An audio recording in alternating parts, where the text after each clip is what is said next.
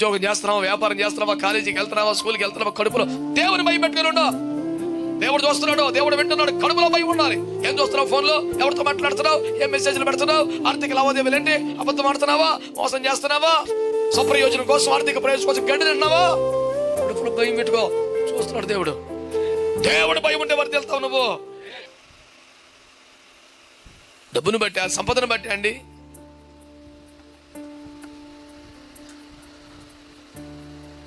నీకు నీ కుటుంబానికి వర్ధిల్ల చేసే ఒక సక్సెస్ సీక్రెట్ని ప్రభు మాట్లాడుతున్నాడు ఈ రోజున.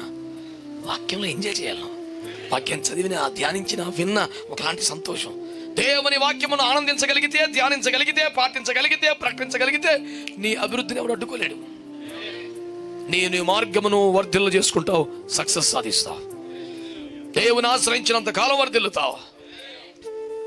దేవుని పనిని నమ్మకంగా, హృదయపూర్వకంగా జరిగిస్తే నువ్వు వర్ధిల్లుతావు. దేవునికి స్తోత్రం కలుగునగా. శత్రువుల ఏలుబడిలో కూడా నువ్వు, ఆ మాట నాకు అన్నిటికన్నా చాలా ఇష్టమైంది. అంత వ్యతిరేకత, అన్ని ఇబ్బంది, ప్రతి చోట అణిచివేత, మాట్లాడితే కొడతాయి, తీసుకెళ్ళి అందులో పడేసి, ఇందులో పడేసి, అయినా దానియేలు కోరేషు ఏలుబడిలో వర్ధిల్లాడు. దేవునికి స్తోత్రం చెప్పండి. నాకు అలాంటి వాక్యాలు ఇంకా నన్ను పట్టుకుంటూ వదిలిపెట్టమండి. ఎక్కడికి వెళ్ళి నువ్వు తినేస్తుంటది. అతను ఎక్కడ వర్ధిల్లాడు? ఇశ్రాయేలు రాజ్యంలో కాదు, ప్రార్థనాపరుల సమక్షంలో కాదు, ఏకీపించి జై జై దానియేలుకి జై అని కేకలేసే జనముల మధ్యలో కాదు, పేరు చెప్తే సంపవతలు పడేసే చోట అతడు వర్ధిల్లాడు. హల్లెలూయా. మోషే వాడబడింది ఎక్కడ? సంపేద్దారని తిరుగుతున్న ఫరో ఇలాకాలో. దేవునికి స్తోత్రం. మొర్దెకై ప్రధానమంత్రి అయింది ఎక్కడ? బలముతో సూర్యకాలం జరిగించింది ఎక్కడ? తల వంచలేదని ఉరితి చెత్తకు ప్రేరేసిన రాజ్యంలో.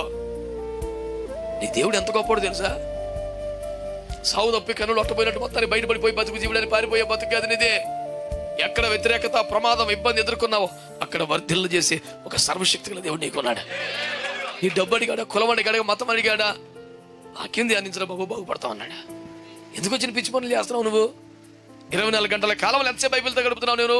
ఆ గడిపిన కాలంలో నీకు నిజంగా ఆనందం గడిపేవా? వంతుకు గంతేసిన బాపదా? అందుకే పొద్దు నుంచి మొదలెట్టినది ఆనందించండి, వాక్యాన్ని ప్రేమించండి, ఇష్టపడండి, అందులో ఆనందాన్ని వెతుక్కోండి, ఆస్వాదించండి. వచ్చి పడిపోతాయి ఆశీర్వాదాలు నీకు.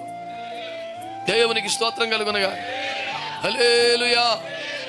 అపోస్తలుడు యోహాను మాట్లాడుతున్నాడు 3వ పత్రిక 2వ వచనంలో ఏమన్నాడు తెలిసిన? ప్రియుడా, నీ ఆత్మ వర్ధిల్లుచున్న ప్రకారమైన విషయాలు వర్ధిల్లుతా ఉన్నాడు. ఆత్మీయ జీవితంలో వర్ధిల్లుతో మొదలుపెట్టి దాని దృష్టి పెట్టుకోక నువ్వు. ఆత్మల వర్ధిల్లు, ప్రార్థనల వర్ధిల్లు, సమర్పణల వర్ధిల్లు, పరిచయల వర్ధిల్లు, ఉపదేశాల వర్ధిల్లు, సువార్తల వర్ధిల్లు, ఆత్మల వర్ధిల్లుతో స్టార్ట్ చేయి. ఆటోమేటిక్ దాంట్లో సక్సెస్ వస్తాడు. దీన్ని సరిపెట్టేసావు, దీన్ని పక్కన పెట్టేసావు, చాలే బాప్తీసం బంద్ చేసావు. ఇక మనం పోతే ఎవడు వెళ్తాడు పరలోకం? అసలు మా ఏరియాలో ఫస్ట్ నేను వెళ్తే ఇంకెవడిని వెళ్తాడు? నువ్వు ఇలాంటి డైలాగులు కొట్టుకుని నరకంలో చెప్తావు వెళ్ళి. మా ఏరియా నుండి ఎవడైనా పరలోకం పోవాల్సి వస్తే ఫస్ట్ నేను పోయినాం, కానీ ఫస్ట్ మన ఇల్లే. ఇట్లాంటి పరిమాణాలు వాగుడు అందరూ పోయారు. కృపపై ఆధారపడో, దేవుని చేతికి అప్పగించుకో. ఆత్మలో వర్ధిల్లుచున్న ప్రకారం అన్ని విషయాలు తప్పకుండా వర్ధిల్లుతావు. నిర్గమకాండం 1:21 ఆ మంత్రసానులు దేవునికి భయపడినందున ఆయన వారికి వంశాభివృద్ధి కలుగజేశాడంట. భూమి మీద ఎక్కడైనా మంత్రసానులకు ఒక వంశం, అది వర్ధిల్లటం, అది చరిత్రలు రాస్తాం ఎక్కడ ఉందండి? ఆ క్షణానికి పిలిచి వాడుకోవడం, పాతచీర మొఖాన్ని పడి 50 రూపాయలు చేతిలో పెడితే పండగ చేసుకోవాల్సిన పరిస్థితి. పుట్టినరోజుకి ఎక్కేస్తారా, బారసాలకి ఎక్కేస్తారా, పేరు పెట్టినప్పటికి ఎక్కేస్తారా, జుట్టుకెత్తరికి ఎప్పుడు పట్టించుకున్నాడల్ని. ఆ క్షణానికి వాడుకోవడం, ఎంతో కొంత డబ్బులు ఇచ్చేసి అయితే ఎక్స్ట్రా పాతచీర ఇచ్చే తప్పో పండగ. ఎవడో పట్టించుకోలేక వంశాన్ని దేవుడికి దేశంలో గుర్తు పెట్టుకునే స్థాయిలో దేవుడు దీవించాడంట. ఆ మంత్రసానులకు వంశాభివృద్ధి కలుగజేశాడు దేవుడు. హల్లెలూయా. ఎట్టొచ్చింద్ర మీకంటే వారు దేవునికి భయపడ్డారంట. హల్లెలూయా. ఉద్యోగం చేస్తున్నావా, వ్యాపారం చేస్తున్నావా, కాలేజీకి వెళ్తున్నావా, స్కూల్కి వెళ్తున్నావా, కడుపులో దేవుని భయం పెట్టుకుని ఉండో. దేవుడు చూస్తున్నాడు, దేవుడు వింటున్నాడు, కడుపులో భయం ఉండాలి. ఏం చూస్తున్నావు? ఫోన్లో ఎవరితో మాట్లాడుతున్నావు? ఏం మెసేజ్లు పెడుతున్నావు? ఆర్థిక లావాదేవీలు ఏంటి? అబద్ధం ఆడుతున్నావా? మోసం చేస్తున్నావా? స్వప్రయోజనం కోసం, ఆర్థిక ప్రయోజనం కోసం గడ్డి తింటున్నావా? కడుపులో భయం పెట్టుకో. చూస్తున్నాడు దేవుడు. దేవుడు భయం ఉంటే వర్ధిల్లుతావు నువ్వు. పనికి మళ్ళీ బొమ్మలు చూసి, పనికి మళ్ళతో మాట్లాడి, పనికి మళ్ళీ మెసేజ్లు పెట్టి, పనికి మళ్ళీ ఆశలు పెట్టుకొని నీ మందిరము నేను నాకు నీకు రాదు ఆశీర్వాదం. ఎన్నిసార్లు గద్దించడం లోపలికి వెళ్ళి మరి తిరుగు లేకుండా హఠాత్తుగా నాశనం వచ్చి పడిపోతే నీ మీదకి తప్ప తమాష కాదు. నీ మార్గమును చక్కగా వర్ధిల్లు చేసుకుని సక్సెస్ అవడానికి దేవుడికి అద్భుత విధానం ఏర్పాటు చేశాడు. దాని పేరు వాక్యమును ప్రేమించటం, వాక్యములో ఆనందించడం, వాక్యమును ధ్యానించడం, వాక్యాన్ని పాటించడం, వాక్యాన్ని ప్రకటించడం, ఇది నీ జీవితంలో తిరుగులేని సక్సెస్. సూత్రం ఇది. దేవుని ఆశ్రయించినంతకాలం వర్ధిల్తావు. దేవుని పని హృదయపూర్వకంగా జరిగించినంతకాలం వర్ధిల్తావు. దేవునికి భయపడినంతకాలం వర్ధిల్తావు. ఎక్కడ? శత్రురాజ్యంలో కూడా వర్ధిల్తావు.